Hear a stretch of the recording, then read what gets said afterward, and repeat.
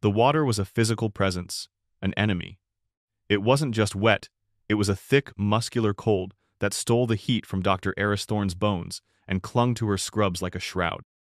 Every step was a battle against a current that clutched at her legs, trying to pull her down into its murky, churning gut. The air, thick with the smell of river, mud, salt, and something acrid like burning electricity, was a solid wall of wind and rain that tore at her face. Ahead of her, a spectral convoy pushed through the liquid darkness of what was once a main street in Port Serenity, Louisiana. 5 stainless steel gurneys, gliding like ghostly barges through the flood.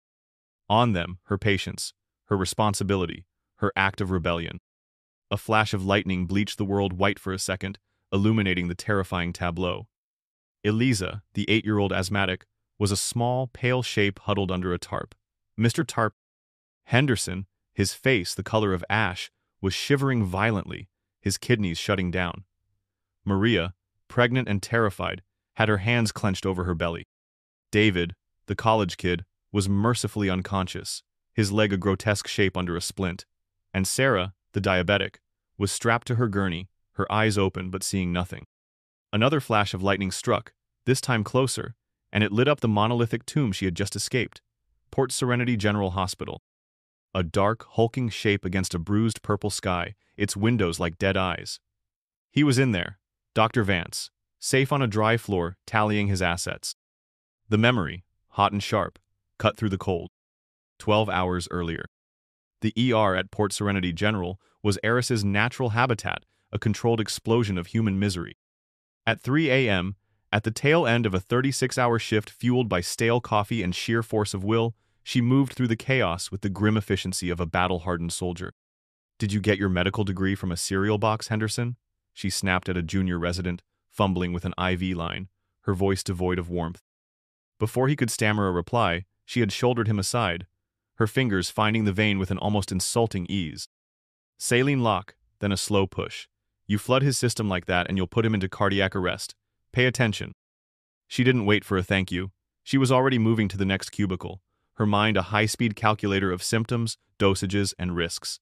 She was brilliant. Everyone knew it. They also knew she was abrasive, cynical, and had all the bedside manner of a barbed wire fence. What they didn't see, what she kept locked away like a state secret, was the ferocious, almost painful empathy that drove her. She was sharp because she cared too much to tolerate mistakes. Brenda, the charge nurse and the ER's 60-year-old soul, materialized at her elbow, pressing a styrofoam cup of coffee into her hand.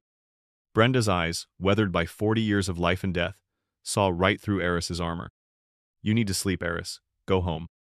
"Sleep is a symptom of a healthy work-life balance," Aerys retorted, not looking up from a chart. "I'm immune." "The storm's turning," Brenda said, her voice low and serious. The usual ER cacophony seemed to dim for a moment. "They're upgrading it. A Category 4. They're saying it's the big one, Aerys, the one they've always warned us about." The line hung in the air, heavy and full of foreboding. An hour later, the warning became a command.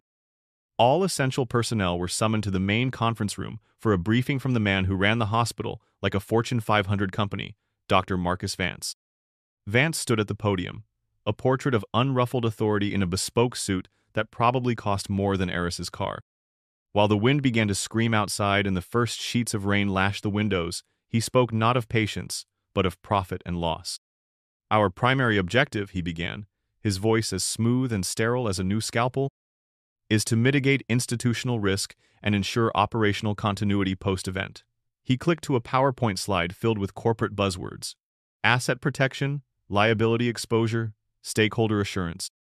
Aerys, slumped in a chair at the back, felt a familiar, hot coil of anger tighten in her stomach. She'd seen this performance before. He was talking about the building, the equipment, the insurance policies, not the people. "We will be initiating our standard shelter-in-place protocol," Vance continued. "This is the most fiscally responsible and procedurally sound approach." Aerys's hand went up. "Dr. Vance." Vance's polished smile didn't quite reach his eyes. "Dr. Thorne, you have a question?" "I have several," she said, her voice cutting through the room's tense silence. "Our backup generators are 20 years old. The West Wing, where we've put the critical overflow patients, is below the city's official floodplain. What is the specific evacuation plan for our most vulnerable patients if, or when, we lose power and the lower levels flood? The question was a grenade rolled onto his pristine stage. The other doctors stared at their shoes. You didn't challenge Marcus Vance. His smile tightened. It was a reptilian thing. Dr. Thorne, our engineering team has repeatedly assured me the generators are robust. We follow protocol. And protocol dictates we secure the primary building and its assets first. It's a matter of triage. He looked at her as if she were a child throwing a tantrum. Let's focus on the procedures we can control, shall we? The dismissal was absolute. He had painted her as a panicking hysteric for daring to ask the one question that mattered. She felt a dozen pairs of eyes on her, none of them supportive. She clenched her jaw so hard it ached. The battle lines, invisible to everyone else, had been drawn in blood. Later, doing her rounds, the battle felt more real than ever. The West Wing was the hospital's forgotten attic, a place of peeling paint and flickering lights. Here, the human stakes of Vance's corporate doublespeak were terrifyingly clear. She checked on Eliza, the little girl with asthma, whose breaths came in shallow, whistling pants. "Hey, Space Cadet," Aerys said softly, adjusting the mask on the girl's nebulizer. "You hang in there. I'm not going to let anything happen to you." She moved to Mr. Henderson, the elderly man whose body was slowly being poisoned by his own blood. He'd missed his dialysis appointment because the storm had shut down the city. He looked up at her, his eyes pleading. "Am I going to be okay, Doc?" Aerys put a hand on his shoulder, forcing a confidence she didn't feel. "We're going to take good care of you, Mr. Henderson." She shared a quiet, encouraging word with Maria, the young mother-to-be, who was terrified of going into labor during the hurricane. She checked the gruesome, expertly set compound fracture on David, the teenager who had fallen from a roof while trying to board up his house. She administered a glucose drip to Sarah, the diabetic woman who had been found wandering in a confused, hypoglycemic state. 5 souls, 5 ticking clocks, all in the one place Vance had already mentally written off. As the afternoon bled into a premature, violent twilight, the lights flickered. Once, twice. Then, the entire hospital was plunged into an absolute, suffocating darkness. The silence was more terrifying than the noise. After a heart-stopping 10 seconds, the main backup generators kicked in with a sickly, grinding roar. But not in the West Wing. In the West Wing, there was only darkness. The frantic, high-pitched beeping of the battery-powered monitors was a countdown to death. Aerys didn't remember the sprint through the corridors. They were already a landscape of contained panic, nurses using flashlights to navigate, the groans of the building mingling with the groans of patients. She found Vance in the main lobby, which his staff had converted into a command center. He was pointing at a blueprint, directing 2 men from maintenance to barricade a set of glass doors where water was already seeping in. "Vance!" she yelled, her voice raw. He turned, annoyed at the interruption. "What is it, Thorne?" "The West Wing. All power is gone. The secondary generator is flooded. It's not coming back on. The monitor batteries won't last another hour. We have to evacuate them. Now." Vance didn't even look at her. He pointed a finger at the blueprint. "Block this corridor first. I want all patient records from the ground floor moved up to the second. Go." He turned back to Aerys, his face a mask of irritation. "Evacuation is impossible. The ground floor is awash. The elevators are out. I can't spare the manpower to carry 5 critical patients up 6 flights of stairs in the dark. So we just leave them?" Aerys's voice cracked with disbelief. "They will be dead in 2 hours. Henderson's kidneys are failing as we speak. Eliza's nebulizer has no power. She can't breathe." Then came the moment that would be burned into her memory forever. Vance finally gave her his full attention. His face was calm, his eyes as cold and dead as a frozen lake. He was no longer a hospital administrator. He was an accountant cutting his losses. "Dr. Thorne," he said, his voice dropping to a confidential, conspiratorial tone. "A crisis of this magnitude requires difficult decisions. It requires an understanding of triage on a macro level. Sometimes, to save the whole, you must be willing to sacrifice a part. We are saving this hospital. We are saving the majority of our patients." He paused, letting the weight of his words sink in. The West Wing is no longer a viable asset. Aerys stared at him, speechless. The air left her lungs. Not a viable asset. He had just condemned 5 human beings to death with the same emotional detachment as a CEO closing an unprofitable factory. He had sentenced them to die in the dark, and he was going to sleep soundly tonight. "They're not assets," she whispered, the words tasting like ash. "They're people." "Your sentiment is noted and documented," Vance said, turning away. "Now get back to your assigned station and follow my orders, that's all." She stood frozen for a moment, the sounds of the hospital's desperate fight for survival swirling around her. But she wasn't a part of that fight anymore. Vance had made her an enemy of it. A cold, clear certainty settled over her. Screw his orders, screw his hospital, screw him. She turned and walked away, not back to her station, but toward the darkness of the West Wing. She found Brenda manually pumping an ambu bag, forcing air into Eliza's tiny, struggling lungs. The old nurse's face was a roadmap of exhaustion and despair. She looked up as Aerys entered, her eyes asking the question she was too afraid to voice. "He wrote them off, didn't he?" Brenda asked, her voice raspy. Aerys nodded, her face grim. "He called them a non-viable asset." A flicker of disgust, then resolve, crossed Brenda's face. "That son of a bitch." "He did," Aerys said, "but I'm not." Brenda stopped pumping for a second, staring at the fierce, almost feral light in Aerys's eyes. "What are you going to do?" "I'm getting them out. The old charity hospital protocol, from before my time, the one they used in Betsy. We take them to the designated city high ground shelter, Washington High School." Brenda's eyes widened. "Through that? Aerys, it's a river out there. The streets are gone." "It's about to be a river in here too," Aerys said, gesturing to the water already pooling around their feet. "It's their only chance." For a long moment, Brenda just looked at her. Then, she gave a slow, deliberate nod. The co-conspirator. The ally. The only other person in the whole godforsaken building who saw people instead of liabilities. "The old morgue in the sub-basement," Brenda said, her voice dropping to a whisper. "There are 5 stainless steel gurneys down there, the ones they mothballed when they bought the new lightweight models. They're heavy as sin, but they're built like tanks. They won't rust or fall apart." She fumbled in her pocket and pressed a cold, heavy, old-fashioned key into Aerys's palm. "And take these." She pushed a cardboard box into Aerys's other hand. Inside were 2 high-intensity flares, a waterproof bag stuffed with syringes, vials of epinephrine and insulin, and sterile dressings. "Go on, girl. Go give 'em hell." The present. And now hell was all around her. The flashback evaporated, leaving only the biting wind and the relentless, shoving cold of the water. Aerys leaned all of her weight into Mr. Complus. Henderson's gurney, her muscles screaming in protest. The steel wheels scraped against submerged asphalt. It was like pushing a boulder through molasses.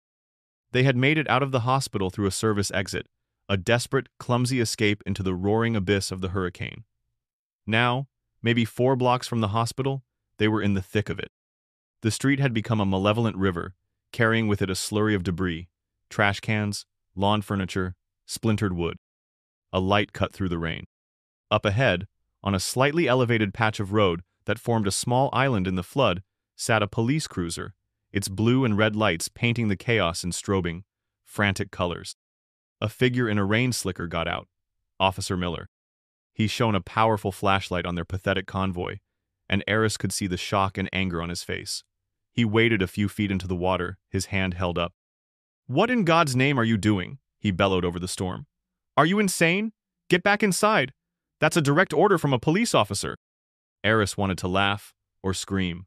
Inside the tomb Vance had sealed, she gathered her breath and yelled back, her voice shredded by the wind. "The hospital abandoned them. There's no power. They're dying in there. I'm taking them to the high school shelter." "The shelter is overrun," Miller shouted, his voice a wall of by-the-book denial. "You are endangering them more out here. I can't be responsible for this civilian madness." "My orders are to maintain a perimeter and wait for FEMA and the Guard to begin extractions. You are complicating the situation." This was it, the system in a raincoat, a man so used to following orders that he could no longer see the reality in front of him. This was the moment she needed help, an ally, a hand. And the system was telling her to go back and let her patients die quietly, according to protocol. Rage, pure and hot, gave her a fresh surge of adrenaline. "To hell with your perimeter!" she screamed, her voice cracking. "This girl," she pointed a shaking finger at Eliza's gurney, "will stop breathing in the next 30 minutes. This man's heart is going to stop. This woman is in labor. Are you going to help us? Or are you going to stand there and quote a rule book while people die right in front of you?" For a second, Miller faltered. His flashlight beam moved from Aerys's defiant face to the gurney's. He saw the pale face of the little girl, the grimace on the pregnant woman's lips. He was a cop, not a monster, but he was also a man adrift in a disaster far beyond his training. He was overwhelmed. He defaulted. I can't authorize this," he stammered, the authority draining from his voice, replaced by a pathetic helplessness. "My orders are clear. I can't get involved." He wouldn't help. He wouldn't shoot her for disobeying, but he wouldn't lift a finger. He was a ghost, a useless symbol of an authority that had drowned in the flood. Aerys stared at him for a long second, her eyes burning with a contempt so pure it was almost a physical force. She didn't have the energy for more words. She simply turned her back on him, on his rules and his orders, and put her shoulder to Mr. Henderson's gurney, pushing it deeper into the churning water. It was the loneliest moment of her life. The next hour was a blur of freezing pain and primal effort. The world shrank to the gurney in front of her, the one behind her, and the churning, filthy water. A submerged fire hydrant snagged the wheel of David's gurney. Without a thought, Aerys took a deep breath and plunged her head and shoulders into the black water, her hands fumbling blindly in the dark until she found the obstruction and wrenched the wheel free. She surfaced, gasping, her hair plastered to her face, spitting out water that tasted of mud and gasoline. A cry came from behind her. "Eliza." It was a wheezing, strangled gasp. Her portable nebulizer's battery had died minutes ago. Aerys scrambled to her gurney, her hypothermic fingers fumbling with the waterproof bag Brenda had given her.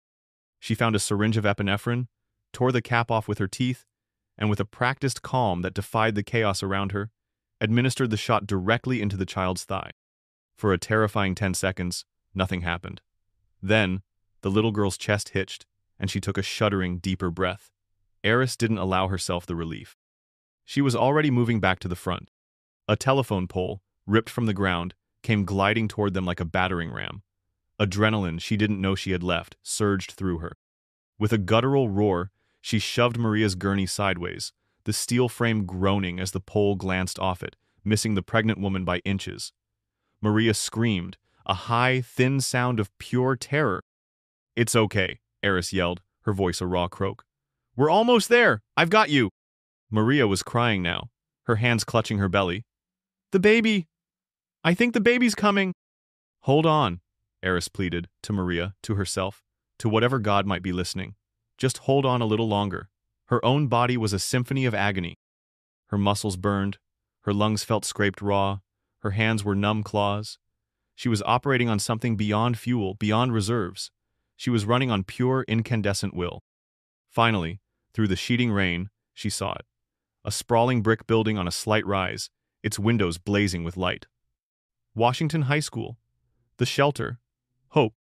She half-pushed, half-dragged the gurneys up the gentle slope of the school's driveway, the last 50 yards feeling longer than the entire journey.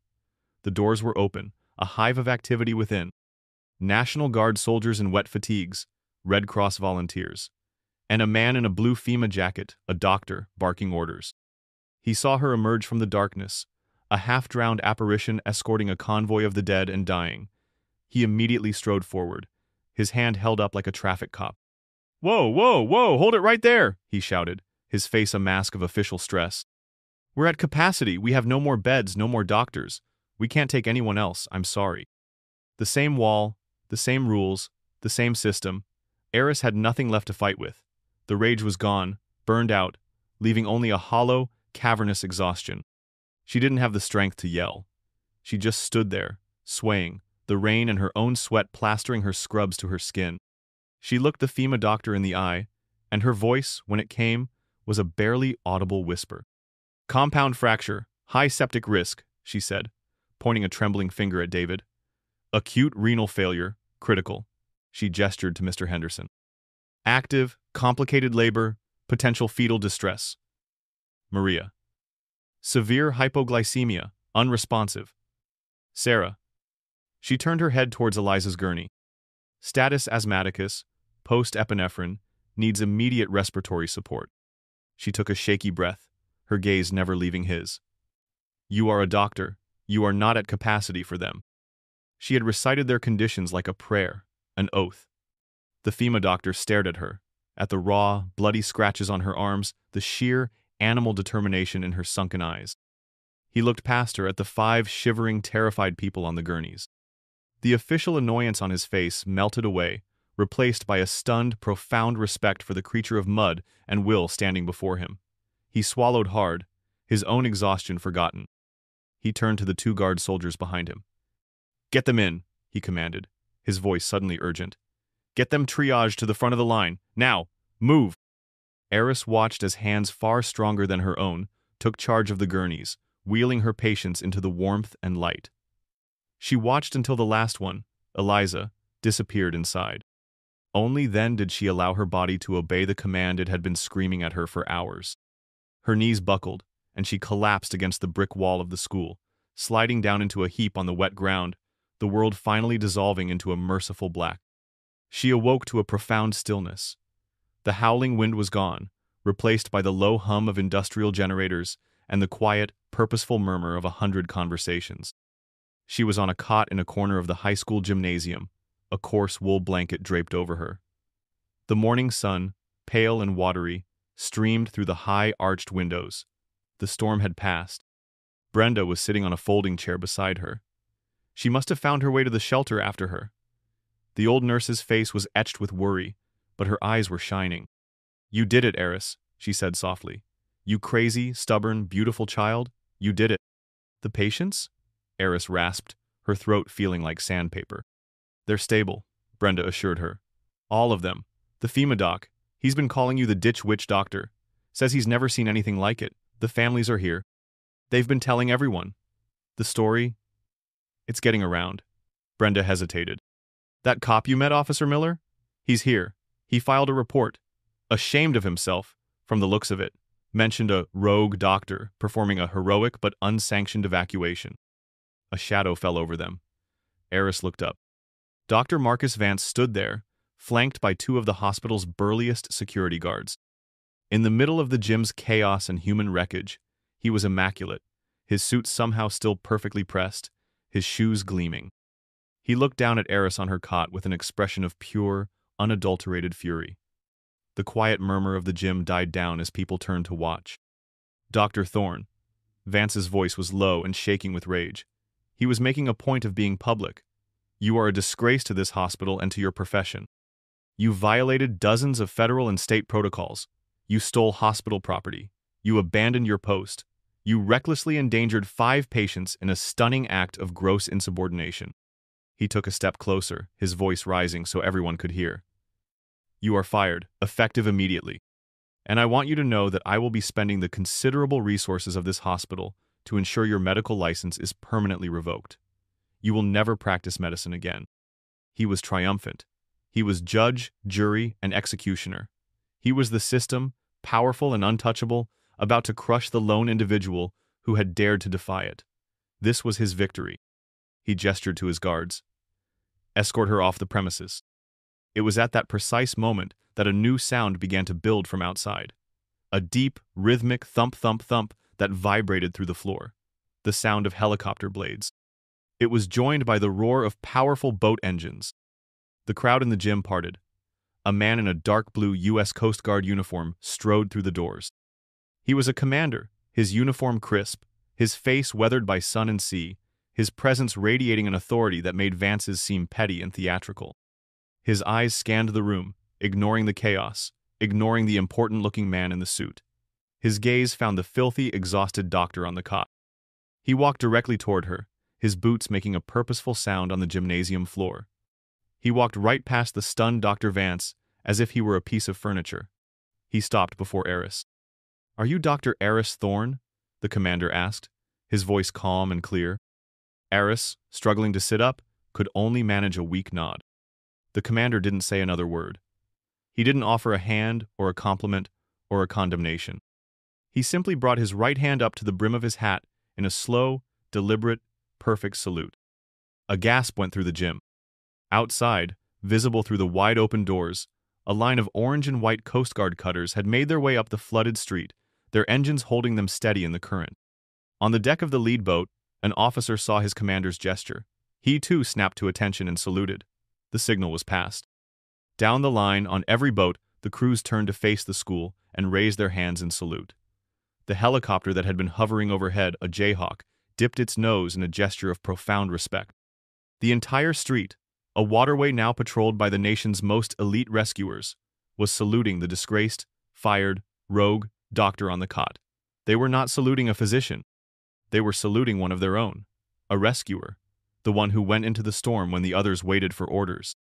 The camera of a local news crew finally arrived at the scene, panned from the breathtaking spectacle outside to the face of Dr. Marcus Vance. His mouth was hanging open. His carefully constructed authority had evaporated in an instant, revealed as nothing more than hollow arrogance. The two security guards beside him looked at the floor, then at each other, then slowly backed away from him. The silence in the gym broke as a single person began to clap. Then another, and another. Soon, the entire gymnasium, the survivors, the volunteers, the soldiers erupted in thunderous applause. Aerys Thorne looked from the commander's unwavering gaze to the incredible sight on the street outside, and for the first time in a very long time, she let the tears fall. 1 week later, the story exploded. They called her the Angel of Port Serenity, the Floodwater Doctor. Her filthy, defiant face was on the cover of newspapers and the top of every news site. The footage of the salute went viral, a potent symbol of true heroism versus bureaucratic failure. The families of the patients she'd saved became her most vocal champions. David, the college kid, his leg saved from amputation and infection, gave an interview from his hospital bed. "She didn't just save my leg," he said, his voice thick with emotion. "She saved my life. She's the only reason I'm here." The most powerful image came from the maternity ward. Maria, radiant, holding her healthy newborn daughter. She had named her Ariana. Port Serenity General was drowning in a different kind of flood, one of public outrage. The board of directors, facing a PR nightmare of epic proportions, convened an emergency hearing. Aerys sat at a long, polished table in a sterile boardroom, facing a dozen grim-faced men and women. Dr. Vance was there, presenting his case with the slick confidence of a seasoned lawyer. He laid out a mountain of evidence: protocol violations, theft of hospital property, insubordination. He framed her actions as those of an emotionally unstable, reckless resident whose wild gamble just happened to pay off. Her actions, while fortunate in their final outcome, Vance concluded, steepling his fingers, represent a catastrophic failure of judgment and a dangerous precedent that simply cannot be tolerated. We must uphold the standards and procedures that protect the institution. The board chairman looked grave. It was clear Vance, on technicalities and legal ground, was winning. Aerys felt a cold dread seep into her. The system was going to protect itself, after all. Then, the chairman cleared his throat. "We have one final testimony to hear." The doors to the boardroom opened. The Coast Guard commander entered, his uniform as crisp as it had been in the gym. He placed his hat on the table and faced the board. "Ladies and gentlemen," he began, his voice filling the room, "Dr. Vance is correct about one thing. Dr. Thorne violated protocol. But you must understand that in a disaster of that magnitude, there are two sets of protocols. There are the ones written in a binder to protect a corporation from lawsuits, and there are the ones written on the human heart to protect people from dying." He paused, letting his words sink in. "Your system's protocols failed, your generators failed, your contingency plans failed, your leadership failed. Dr. Thorne's protocol succeeded. The United States Coast Guard's motto is Semper Paratus, always ready. On that night, Dr. Thorne was the only one in your entire institution who truly was." His words were a torpedo striking Vance's case below the waterline. The board members stared at their hands, at the table, anywhere but at the humiliated administrator. The commander had not just defended Aerys, he had judged them all. The verdict was swift. Dr. Marcus Vance was placed on indefinite administrative leave, pending a full state and federal investigation into the hospital's catastrophic failures during the hurricane. Dr. Aerys Thorne was issued a formal written reprimand for violating established hospital procedure, a last face-saving gesture for the board. In the very next sentence, she was awarded the hospital's highest public commendation for heroism and offered an immediate promotion to chief resident. 3 months later, the tarmac was hot and loud. A massive C-130 transport plane waited, its rear cargo ramp open like a giant jaw. Aerys stood beside it, not in scrubs, but in the practical, khaki-colored gear of a global disaster relief organization. She had politely turned down the promotion. The idea of becoming a part of the bureaucracy she had fought, of attending meetings with future versions of Marcus Vance, had been unthinkable. Brenda was there to see her off, her arms crossed, a sad, proud smile on her face. Chief Resident of Port Serenity General wasn't good enough for you, huh? The old nurse teased. Aerys smiled, a genuine, easy smile that reached her eyes. It was a smile her ER colleagues would not have recognized. I'm not much for paperwork, Bren, you know that. Before leaving, she had made one last visit. She'd gone to a small, freshly repaired house in a neighborhood that was slowly coming back to life. Maria had opened the door and placed the sleeping baby, Ariana, into Aerys's arms. Holding the warm, tiny weight against her chest, feeling the soft puff of breath against her neck, Aerys had felt the last of the ER's hardened cynicism melt away, replaced by a quiet, profound sense of peace. Now, she hoisted her gear onto her shoulder and turned towards the plane. The mission was to provide medical aid in a remote region of Southeast Asia just devastated by a typhoon. She was heading back into the storm, but this time she was going by choice. She walked up the ramp of the C-130 without looking back. Her face, which the world had come to know as filthy and exhausted but defiant, was now calm and full of purpose. She was no longer just a doctor. She was a rescuer, a leader forged in a flood, a living testament to a simple, powerful truth. In a crisis, some people follow orders, others follow their conscience. The rules might be written to save a hospital, but courage is what saves the people inside. Dr. Aerys Thorne had been reprimanded by the system for breaking its rules.